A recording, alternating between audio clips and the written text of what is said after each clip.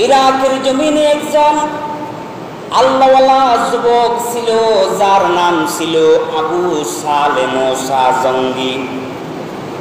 খুব আল্লাহওয়ালা তাকওয়াবান যুবক ছিল।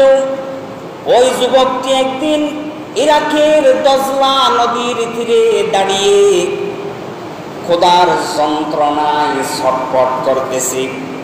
এমন সময় দজলা নদীর পানি দিয়ে একটা আপেল দেশে আসতে দেখে ওই যুবক খোদার যন্ত্রণায় দজলা নদীতে নেমে গিয়ে আপেলটা নিয়ে খেয়ে ফেললো।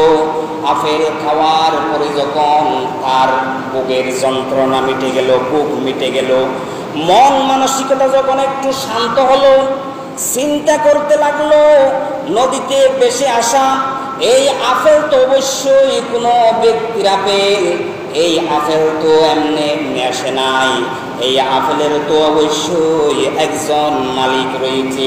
হায়রে, আমি তো বুকের যন্ত্রণায় বড় ভুল করে ফেলেছি, আমি আরেকজনের হক আমার পেটের ভিতরে ঢুকিয়ে ফেলেছি।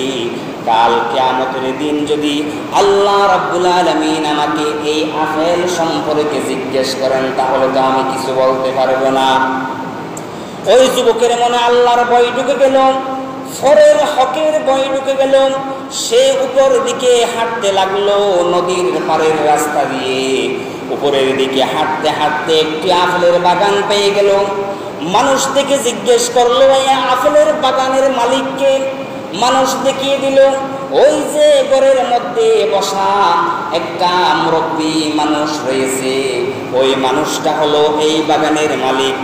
যুবক ছুটে গেল মুরব্বীর কাছে, বলতে লাগলো, ও আমার চাচা, আমি বুকের যন্ত্রণায় নদী দিয়ে ভেসে যাওয়া আপনার একটা আপেল খেয়ে ফেলেছি।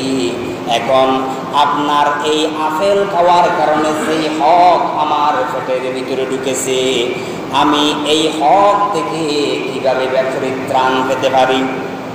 এই হক কি আপনি আমাকে মাফ করে দিবেন?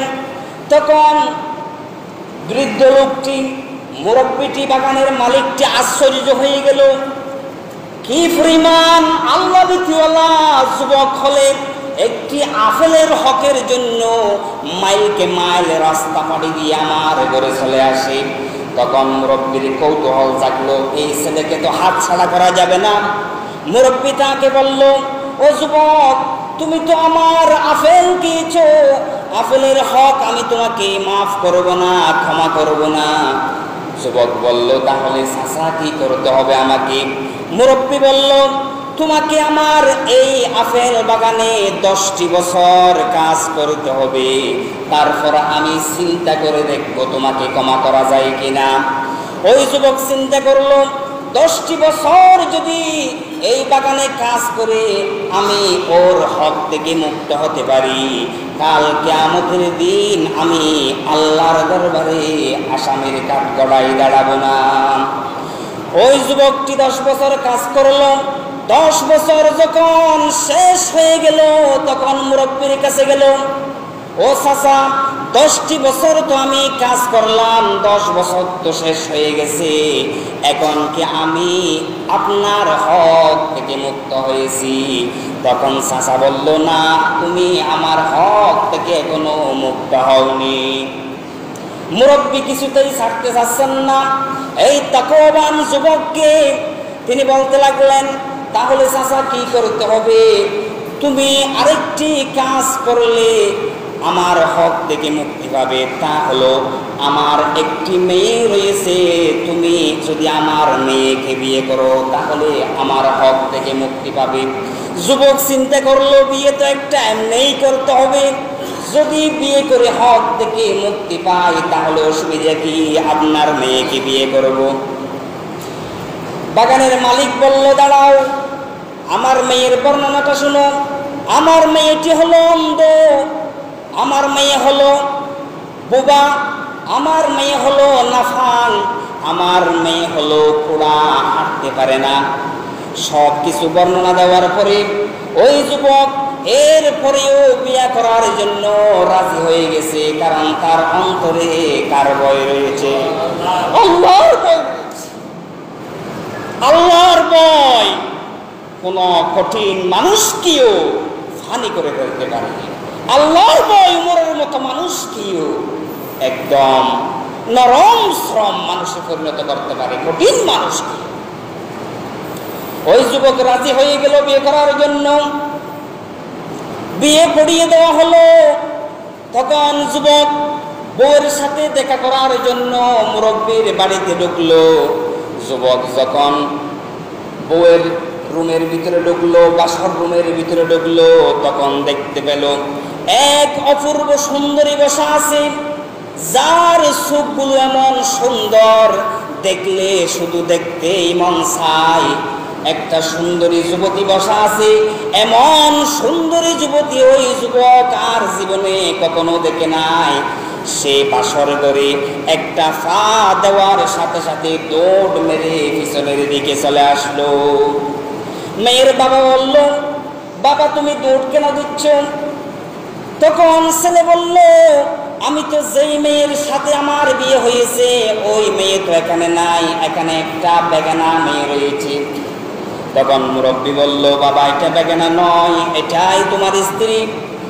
তখন ও যুবকের কৌতূহল জাগলো, তাহলে আপনি কেন আমাকে বোবা অন্ধ পোড়া বললেন? তখন মুরব্বী বলল, আমার মেয়েকে এই জন্য আমি অন্ধ বলেছি, আমার মেয়ে দুই চোখ দিয়ে কখনো কোনো বেগানা পুরুষকে দেখে নাই। আমার মেয়েকে এই জন্য নাফাং বলেছি, আমার মেয়ে কখনো বেগানা পুরুষের আওয়াজ শুনে নাই।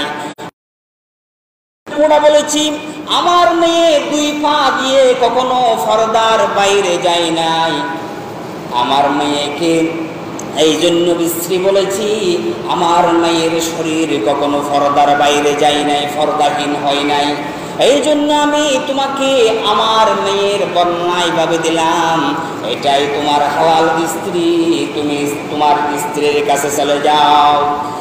ওই যে আবু সালেম মুসা জঙ্গি আল্লাহর বইয়ের পরীক্ষার কারণে যে পরীক্ষা দিয়েছে, তাকওয়ার পরীক্ষা দিয়েছে, দিনদারির পরীক্ষা দিয়েছে, ওই দিনদারি আরেকজন মুরব্বীর পছন্দ হয়ে গেল। অথচ ওই যুবকের ভালো কোনো বাড়ি ছিল না, ভালো কোনো গাড়ি ছিল না, কোনো বাগান ছিল না, বাবা পরিবারের সন্তান ছিল। ওই ছেলের সাথে বাগানের মালিক মেয়ে বিয়ে দিলেন। তাদের যখন ঘর সংসার শুরু হলো, তাদের উভয়ের থেকে জন্ম নিল হযরতে আব্দুল কাদের জিলানী রাহমাতুল্লাহি আলাইহি। পদ্ম গাছে পদ্ম ফুল ফোটে, গোবরের ঢালে না। বড় ছেলে সন্তান করবেন কি বিসিএস খেলা? বিসিএস খেলার তো জামালপুরের ডিসিও ছিল, যে তার অফিসের ভিতরে মেয়েদেরকে দর্শন করবে। আল্লাহ ব্যক্তি বুঝবেন, জগৎ বাঁচাওয়ালি বের হয়ে আসবে, মুফতি আর মোহাম্মদ বের হয়ে আসবে, হযরত মাওলানা মরহুম আবুল খায়র রাহিমাহুল্লাহ বের হয়ে আসবে, মাওলানা আব্দুল জব্বার সাহেব বের হয়ে আসবে, গারাঙ্গিয়ার বড় হুজুর ছোট হুজুর বের হয়ে আসবে। কিসের হ্যান্ডসাম যুবক খুঁজে, ব্যবসায়ী খুঁজেন, সরকারি চাকরিজীবী খুঁজেন, তখন যুবক দেখে মেয়েকে বিয়ে দেবেন। বিয়েকে দর কষাকষি করে কঠিন করবেন না, ছেলে মেয়েরা জানার পথে পা বাড়াবে। এরপরে আসেন ছেলের পরিবারেরও দর কষাকষি করে বিয়ে কঠিন করা হয়। এই জন্য ছেলেরা অহরহ জানার পথে পা বাড়াচ্ছে। ছেলে একটু মোটামুটি দেখতে ভালো লাগলে